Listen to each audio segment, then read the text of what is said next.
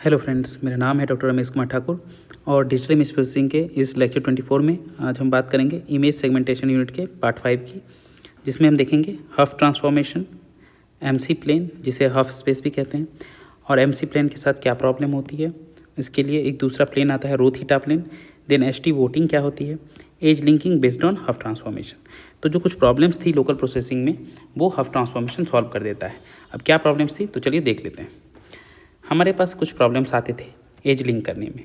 कहाँ प्रॉब्लम्स आते थे कि मान लीजिए ऐसा सिचुएशन आता है जहाँ एज जो है कनेक्ट नहीं है या एज जो है प्रॉपरली विजिबल नहीं है, पार्शियली विजिबल है। जैसे कोई एक रोड है, उसके बीच में ऐसे ऐसे डिवाइडर लाइन खींची रहती है बट वो कनेक्टेड नहीं रहती है।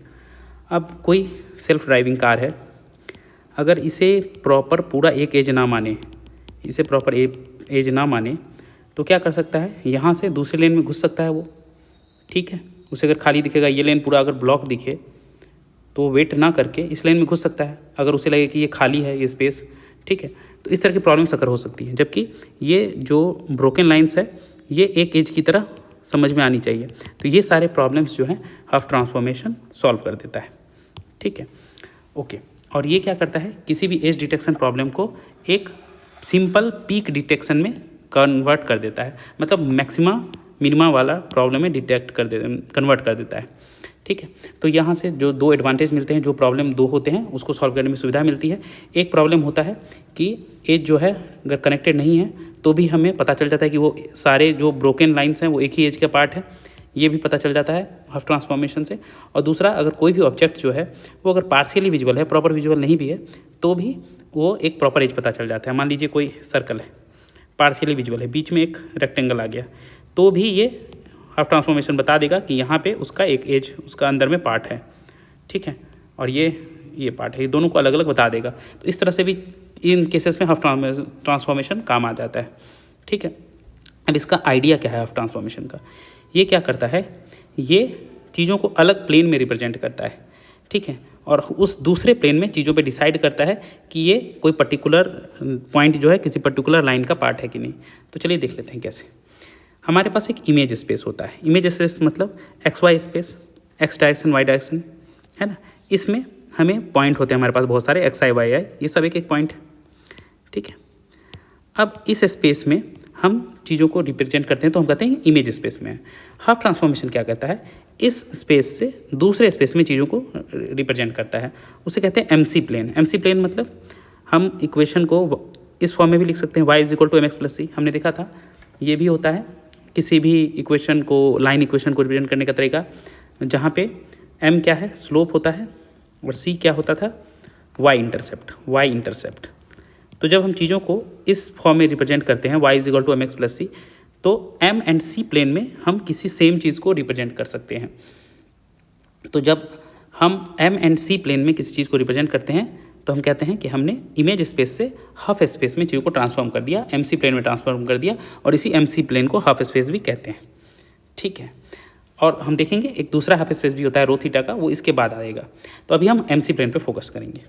अब क्या होता है, यहाँ पे जब xy प्लेन में या इमेज स्पेस में कोई भी पॉइंट होता है, वो जब mc प्लेन में जाता है तो वो एक लाइन बन जाता है। तो यहाँ का हर एक पॉइंट mc प्लेन में एक लाइन बन जाता है। कैसे, मान लीजिए कोई पॉइंट है x1 y1, तो इस पॉइंट के करस्पॉन्डिंग हम एक इक्वेशन लिख सकते हैं, y1 = m × x1 + c। ऐसे करके हम x1 y1 को रिप्रेजेंट कर सकते हैं। तो देखिए ये एक लाइन बन गया। तो ये लाइन जो है यहाँ पे हम रिप्रेजेंट कर सकते हैं एमसी प्लेन में, कोई एक पर्टिकुलर लाइन की तरह, कुछ भी हो सकता है ये लाइन। तो हर एक पॉइंट यहाँ पे एक लाइन बन जाता है। सिमिलरली इमेज स्पेस का हर एक लाइन यहाँ पे एक पॉइंट बन जाता है।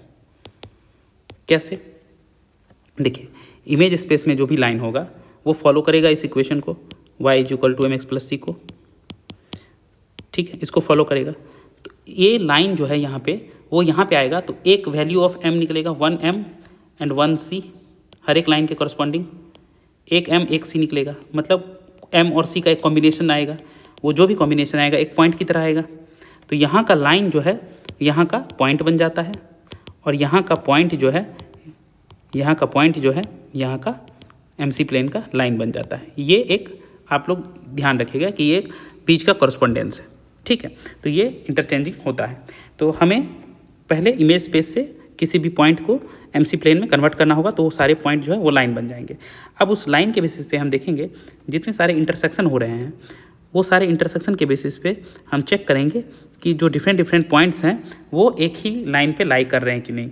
अगर डिफरेंट पॉइंट्स एक ही लाइन पे लाई कर रहे हैं, मतलब ये सारे इमेज स्पेस में अगर एक ही लाइन के पार्ट हैं, तो सारे एक यहाँ पे एक फिक्स पॉइंट से क्रॉस करेंगे। वो सारे लाइंस एक फिक्स्ड पॉइंट को इंटरसेक्ट करेंगे, एक ही जगह इंटरसेक्ट करेंगे। जो इमेज स्पेस में सेम लाइन के पार्ट होंगे, जो पॉइंट, वो सब एमसी प्लेन में एक ना एक जगह इंटरसेक्ट करेंगे आपस में, और उस इंटरसेक्शन पॉइंट के बेसिस पे हम डिसाइड कर लेंगे कि ये पॉइंट जो है ये सब एक ही लाइन का पार्ट है इन इमेज स्पेस। ठीक है। तो इसको हम कैसे सॉल्व करेंगे कंप्यूटर में, तो देखिए इसके लिए एक एल्गोरिथम बनाते हैं। कैसे एल्गोरिथम बनाते हैं कि हम जो पैरामीटर स्पेस है उसको पहले क्वांटाइज कर लेते हैं। हम एमसी का एक एरे बना लेते हैं।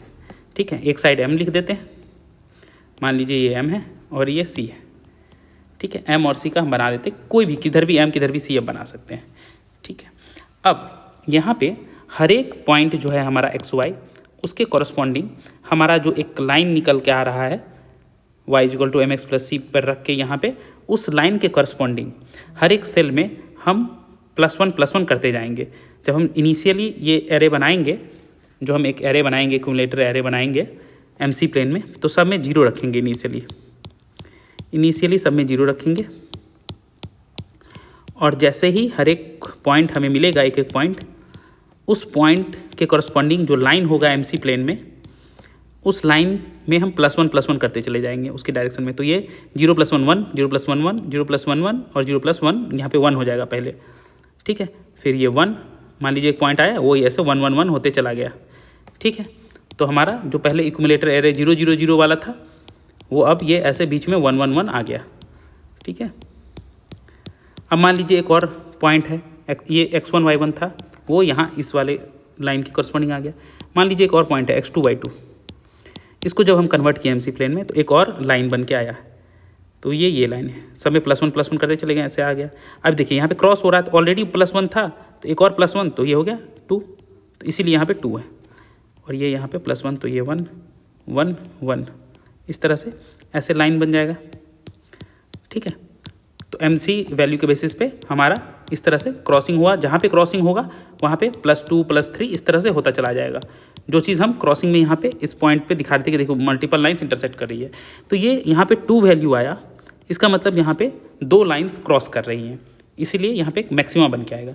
इसी तरह से अगर बहुत सारे लाइन रहेंगे तो ये वैल्यू बढ़ते चला जाएगा। मान लीजिए एक और पॉइंट आया x3 y3, तो उसके कॉरस्पॉन्डिंग भी यहाँ पे एमसी प्लेन में एक लाइन बनेगा, और वो लाइन मान लीजिए ऐसा है, ये लाइन है हॉरिजॉन्टल लाइन, तो ये +1 +1 +1 +1, और ये 2 जो था ये 3 बन जाएगा, 2 + 1 3, और ये +1 +1 +1। तो इस तरह से एमसी प्लेन में जो भी ये एक्यूमुलेटर एरे होगा वो +1 होता चला जाएगा।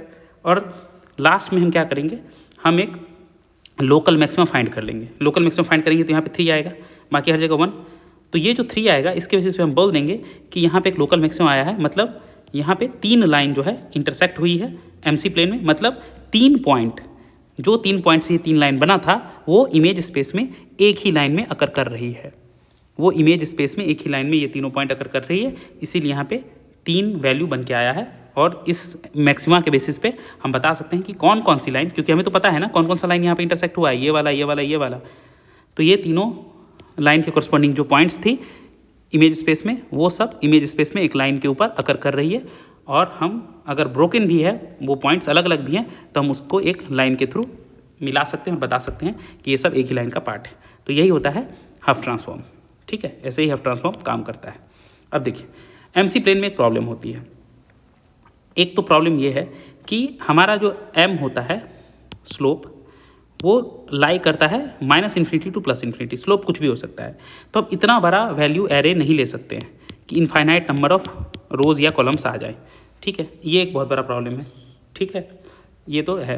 दूसरा, क्वांटाइजेशन और नॉइज़ की वजह से कुछ एज पॉइंट जो है मिस कर सकते हैं हम एमसी प्लेन में, तो ये सब प्रॉब्लम्स आती है। सबसे बड़ी प्रॉब्लम तो ये है कि इनफाइनाइट रेंज ऑफ स्लोप हो जाता है ठीक है, इन्फाइनाइट रेंज ऑफ एम हो जाता है। तो अब एक्यूमुलेटर का साइज जो है इन्फाइनाइट हम नहीं रख सकते, इसकी वजह से हम क्या करते हैं, हम इमेज स्पेस से एक दूसरे स्पेस में चलते हैं, वो भी हाफ स्पेस ही कहलाता है, और उस स्पेस को कहते हैं रो थीटा प्लेन। तो अब हम एमसी प्लेन में कन्वर्ट नहीं करेंगे, अब रो थीटा प्लेन में करेंगे। तो हमने देखा था 12th में कि लाइन का इक्वेशन एक ये भी होता है, rho is equal to x cos theta plus y sine theta. हर एक लाइन को इस फॉर्म में भी हम रिप्रेजेंट कर सकते हैं, ठीक है। इसमें एक अच्छी चीज़ है कि थीटा की वैल्यू जो है हमेशा 0 to 2 पाई के बीच में रहती है, और रो की वैल्यू एक 0 से कुछ रो मैक्स के बीच में ही रहती है, ये इन्फाइनाइट नहीं हो सकती। तो हमने इमेज स्पेस से हर एक पॉइंट एक्स आई वाई आई को रो थीटा प्लेन में क्या कर दिया, रो आई थीटा आई के फॉर्म में चेंज कर दिया, ठीक है, ये चेंज कर दिया। और अब रो थीटा प्लेन को हम बोलेंगे हाफ स्पेस। अब हमारा हाफ स्पेस चेंज होकर रो थीटा प्लेन बन गया, ठीक है। तो ये हमारा ट्रांसफॉर्मेशन होगा एक्स और वाई के बेसिस पे। तो जो भी पॉइंट होगा एक्स आई वाई है उसके कॉरस्पॉन्डिंग हम लिख देंगे रो क्या हो जाएगा, जो भी एक्स आई है कॉस थीटा प्लस वाई आई साइन थीटा, या जो भी फाई जिस फॉर्म में ही इसको रिप्रेजेंट करो उसके बेसिस पे हम रिप्रेजेंट कर देंगे।